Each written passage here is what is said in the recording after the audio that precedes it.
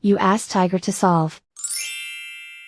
This deals with linear equations with one unknown. The final result is x equals 147/10. Let's solve it step by step. Group all constants on the right side of the equation. Subtract 4/5 from both sides. Combine the fractions. Combine the numerators. Reduce the zero numerator. Simplify the arithmetic. Convert the integer into a fraction. Combine the fractions. Combine the numerators.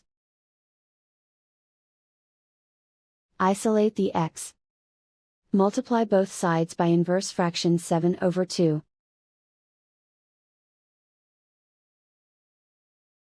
Group like terms. Multiply the coefficients. Simplify the fraction. Multiply the fractions. Simplify the arithmetic.